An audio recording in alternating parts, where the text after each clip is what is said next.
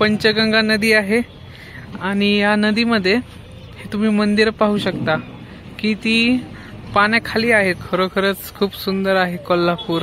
गोरी म्हैस बिचारी गेली, ही पण गोरी, दोन गोरी म्हैस। मित्रांनो, मागच्या व्हिडिओमध्ये आपण आई तुळजाभवानी या देवीचं मंदिर पाहिलं। तो व्हिडिओ जर तुम्ही पाहिला नसेल तर त्या व्हिडिओची लिंक मी डिस्क्रिप्शन मध्ये देईल। देवीचं दर्शन घेऊन आपण निघालो आहे कोल्हापूरच्या दिशेने। मित्रांनो, कोल्हापूर हे तुळजापूर पासून 300 किलोमीटरच्या अंतरावर आहे। 5 तासाचं अंतर आहे। आपण नॅशनल हायवे 166 या महामार्गाने जाणार आहोत। रस्ता अगदी सुंदर आहे। आपल्याला ह्या महामार्गावर कोल्हापूर पर्यंत 4 टोल नाके लागणार आहेत। एकूण टोल नाके मिळून आपल्याला 350 रुपये टोल भरायचा आहे। या व्हिडिओमध्ये आपण कोल्हापूरच्या पंचगंगेच्या घाटाविषयी माहिती पाहणार आहोत। तोपर्यंत मित्रांनो, जर तुम्ही चॅनलवरती नवीन असाल तर चॅनलला सबस्क्राइब करा आणि या चॅनलवरचे व्हिडिओ तुम्हाला आवडत असतील तर व्हिडिओला लाईक करा।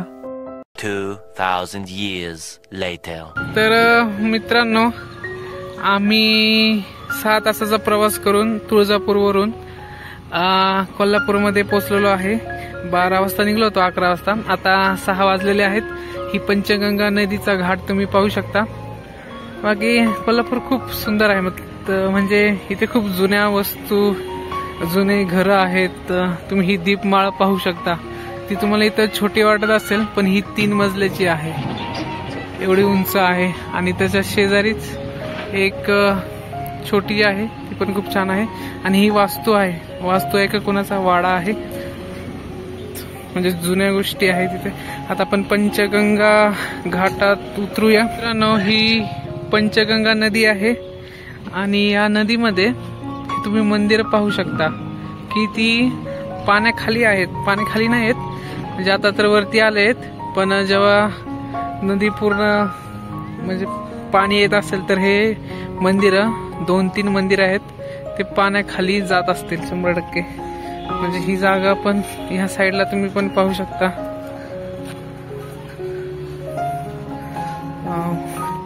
इथे एक मंदिर आहे। हा पंचगंगेचा घाट आहे, पंचगंगा नदी। इथे एक मंदिर आहे, तिकडे एक आहे। खूप सुंदर आहे मित्रांनो, खूप सुंदर। पूल पाहू शकता, खूप सुंदर आहे कोल्हापूर। वाव, पूर्ण दगडाचं काम आहे, बांधकाम। ह्या शिल्पामध्ये कोरीवकाम केलेल्या मूर्त्या। हे वरती पिंड आहे, पिंड दिसत आहे। घाटाच्या सभोवताली व प्रत्यक्ष नदी पात्रात अनेक लहान मोठी मंदिरं आहेत। त्यापैकी सर्वात मोठे व सुंदर देवालय श्री छत्रपती 3रे शिवाजी महाराज यांचे आहे। हे देवालय 1885 रोजी बांधले गेले असं सांगितलं जातं। पंचगंगेच्या घाटाला सामाजिक, धार्मिक व सांस्कृतिक इतिहास आहे। पंचगंगा घाटाचे संपूर्ण बांधकाम दगडात केलेले आहे। घाटाचा परिसर निसर्गरम्य आहे। आताच्या वेळेस हा संपूर्ण परिसर शूटिंगसाठी एक परफेक्ट डेस्टिनेशन म्हणून ओळखले जात आहे। मित्रांनो, प्रत्यक्षात पंचगंगा घाटावरील मंदिरं हे देवी देवतांचे नसून तर त्यात छत्रपती घराण्यातील व्यक्तींच्या समाध्या आहेत। आपल्याला बाहेरून या सर्व वास्तू मंदिरांसारखी दिसून येतात, पण ते मंदिरं नसून छत्रपती घराण्यातील व्यक्तींच्या समाध्या आहेत। नदीपात्रात व नदीपात्राच्या बाहेर मोजकीच देवी देवतांचे मंदिर आहेत। ती सोडली तर सर्व छत्रपती घराण्यातील व्यक्तींच्या समाध्या आहेत। पंचगंगेच्या उत्तरेस मोठ्या कमानी असलेला श्री छत्रपती शिवाजी महाराज हा पूल तुम्ही समोर पाहू शकता। मित्रांनो, हे जे छोटे छोटे ह्यांना काय म्हणतात काय माहित नाही, म्हणजे मंदिरच आहेत हे। तिथे पिंड आहे, तिथे मूर्त्या आहेत। खूप छान आहे पूर्ण, म्हणजे हे दगडाचं काम आहे आणि त्याच्यावरती वरती पूल आहे। मस्त पंचगंगेचा घाट आणि हे मंदिर महादेवांचं मंदिर आहे मित्रांनो, हे पाण्यातलं। मित्रांनो, खरोखरच खूप सुंदर आहे कोल्हापूर, खूप सुंदर।